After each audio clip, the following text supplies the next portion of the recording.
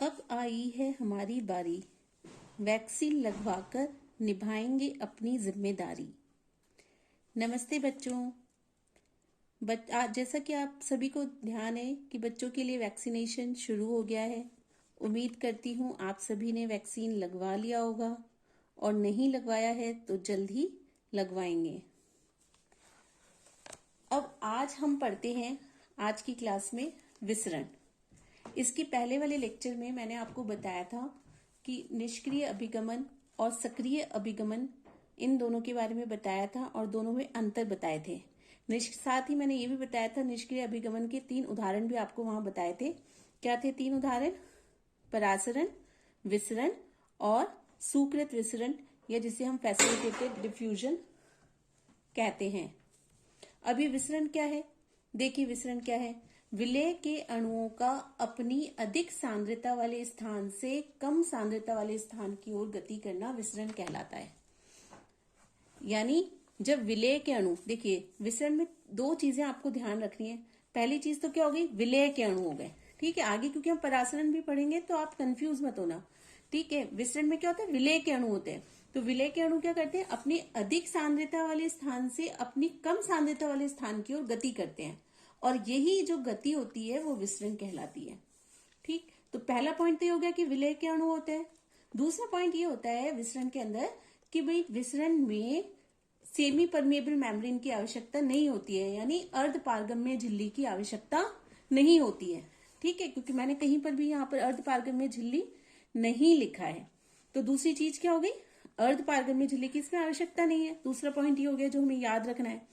तीसरा पॉइंट अगर हम याद रखना चाहें तो ये क्या होता है? निष्क्रिय अभिक्रिया होती है ना, निष्क्रिय अभिगमन होता है। हमने पढ़ा था निष्क्रिय अभिगमन में कि ऊर्जा की आवश्यकता नहीं होती है। यही पढ़ा था ना निष्क्रिय अभिगमन में कि ऊर्जा की आवश्यकता नहीं होती है। तो ये निष्क्रिय अभिगमन या निष्क्रिय परिवहन होता है। अब देखिए कैसा होता है विसरण, कि विसरण जब होता है, स्टार्ट होता है, तो विसरण तब तक चलता रहता है जब तक कि क्या हो? साम्यावस्था स्थापित ना हो जाए।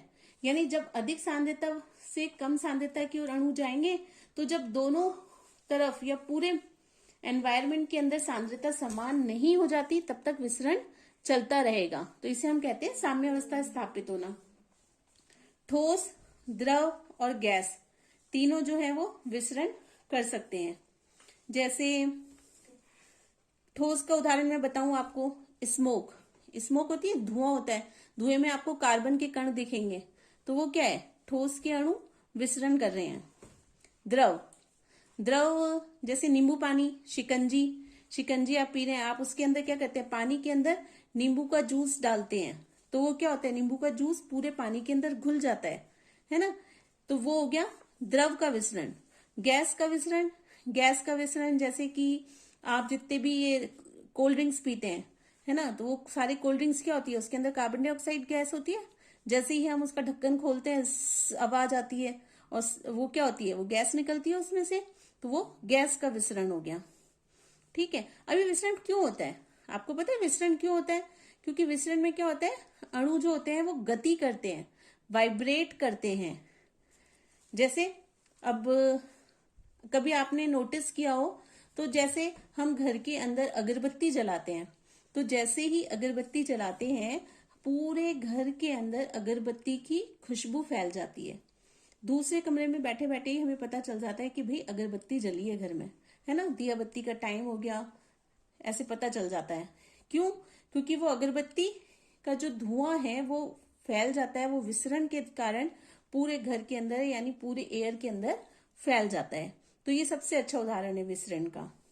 एक दूसरा उदाहरण बताऊं आपको, परफ्यूम। अगर देखिए आप क्लास में बैठे हैं और आपका कोई सहपाठी, आपका कोई फ्रेंड परफ्यूम लगाकर आया है, तो जैसे ही वो क्लास के अंदर एंटर करता है, जैसे ही वो क्लास में प्रवेश करता है, उसके प्रवेश करते ही आपको पता लग जाएगा कि भाई ये परफ्यूम लगाकर आया है। पूरे क्लास का जो माहौल है वो खुशनुमा हो जाएगा, है ना, खुशबू आने लग जाएगी तो खुशनुमा ही होगा माहौल। ठीक है, तो ये सारे विसरण के उदाहरण है। अब देखिए विसरण को आप और अच्छे से समझने के लिए क्या कर सकते हैं। जैसे एक जल का पात्र है, इस जल के पात्र में मैंने कॉपर सल्फेट का एक क्रिस्टल यहां रख दिया है। ठीक है, यहां पर एक कॉपर सल्फेट का क्रिस्टल रख दिया। अब क्या होगा, आप देखोगे इस जल के पात्र में कॉपर सल्फेट के जो अणु हैं वो निकलकर पूरे जल के अंदर फैल गए हैं और थोड़े समय बाद ही इस पूरे जल का रंग जो है वो नीला हो गया है। ये किसका उदाहरण हुआ? विसरण का उदाहरण हुआ। अब इसका एक और एग्जाम्पल है, एक और तरह का विसरण है जिसे हम कहते हैं स्वतंत्र विसरण। अभी स्वतंत्र विसरण क्या है? देखिए, स्वतंत्र विसरण में क्या होता है कि जब दो पदार्थ एक साथ विसरित हो रहे होते हैं, जब दो पदार्थ एक साथ एक ही माध्यम में विसरित हो रहे होते हैं तो दोनों जो हैं वो साथ साथ विसरित हो सकते हैं। यानी उन दोनों की जो विसरण की दर है वो एक दूसरे पर निर्भर नहीं करती है, दोनों का विसरण समान रूप से हो सकता है और इसे हम कहते हैं स्वतंत्र विसरण। ठीक है, इसका एग्जाम्पल क्या होगा? इसका उदाहरण हो गया जैसे पौधों में CO2 तथा ऑक्सीजन का विसरण दोनों का साथ साथ होता है ना। जो पौधे होते हैं उनके रंध्र में क्या होता है, जो रंध्र में से ऑक्सीजन भी बाहर निकल रही है और CO2 भी अंदर आ रही है, तो ये क्या हो गया? स्वतंत्र विसरण का उदाहरण हो गया, क्योंकि दोनों विसरण साथ में हो रहे हैं। अब हम पढ़ते हैं विसरण को प्रभावित करने वाले कारक। विसरण को प्रभावित करने वाले कारक में सबसे पहले देखिए, सबसे पहला जो कारण है वो है तापमान। तापमान क्या होता है? तापमान को समझने के लिए मैं बताती हूँ आपको कि हमारे घर में जब आपकी मम्मी खाना बनाती है, ठीक है, आपके अगर कभी पसंद की चीज बनी होती है तो क्या होता है, मम्मी ने आपको बताया नहीं कि भाई आज मैं पसंद की चीज बना रही हूँ और मम्मी बना रही होती है, उसकी खुशबू पूरे घर के अंदर फैल जाती है और आप दौड़े चले आते हो कि मम्मी अच्छा आज तो पास्ता बनाया है, मम्मी अच्छा आज तो चाउमीन बनाई है। क्या हुआ? जब मम्मी ने खाना बनाया या आपकी पसंद की कोई चीज बनाई, डिश बनाई, तो जब उसको पकाया, जब उसको गर्म किया, हीट किया, तो हीट की वजह से उसकी खुशबू पूरे घर में फैल गई। क्या होता है, हीट से जब हम किसी चीज को तापमान देते हैं तो उसकी अणुओं की गतिज ऊर्जा बढ़ जाती है। जब गतिज ऊर्जा बढ़ जाएगी तो विसरण की दर भी बढ़ जाएगी। यानी जैसे जैसे हम हीट देते जाएंगे गतिज ऊर्जा बढ़ती जाएगी, विसरण की दर भी बढ़ती जाएगी। इसको आप ऐसे भी समझ सकते हैं, देखिए जो गरम खाना होता है उसमें से तो गरम खाने को अगर आप सूंघोगे तो यह गरम खाने की खुशबू आपको दूर तक आती है, और दूसरी तरफ यदि आप फ्रिज में से खाना निकालो तो फ्रिज वाले खाने की खुशबू आएगी आपको? नहीं आएगी। वो तापमान का फर्क हो गया, क्योंकि फ्रिज का खाना क्या है, ठंडा है, तो वो उसमें जो उसके अणु है, खाने के अणु, वो उनका विसरण नहीं होगा, वो जो खुशबू है वो नहीं फैलेगी। लेकिन जब खाना गर्म पकेगा तो उससे जो गैस निकलेगी वो सब तरफ फैलेगी, यानी खुशबू सब तरफ फैलेगी, तो उस वजह से हमें वो खाने की खुशबू दूर से आ जाएगी। अब सेकंड पॉइंट हम बात करें घनत्व की। विसरण की दर जो होती है वो घनत्व के व्युत्क्रमानुपाती होती है। यानी जैसे हम तीनों उदाहरण ले, ठोस, द्रव और गैस, यानी सबसे अधिक विसरण किस में होगा? गैस में होगा।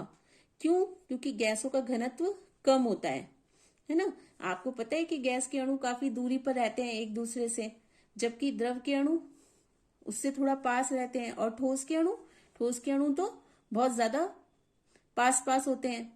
तो ठोस में विसरण सबसे कम होता है और द्रव में उससे थोड़ा ज्यादा और गैस में सबसे ज्यादा। यानी विसरण की दर की बात करें तो गैस में विसरण की दर सबसे ज्यादा होगी, द्रव में उससे कम और ठोस में सबसे कम। ठीक है, यानी व्युत्क्रमानुपाती होती है। अब नेक्स्ट पॉइंट है दाब। दाब क्या होता है कि विसरण की दर दाब के समानुपाती होती है। यानी जब दाब बढ़ा दिया जाता है तो दाब के बढ़ने के साथ ही विसरण की दर भी बढ़ जाती है। ठीक, इसी प्रकार दूरी है, दूरी क्या होगी? व्युत्क्रमानुपाती होगी, यानी अधिक दूरी होने पर विसरण की दर कम हो जाएगी। इसी तरह से अगर दूरी कम है तो विसरण की दर अधिक हो जाएगी।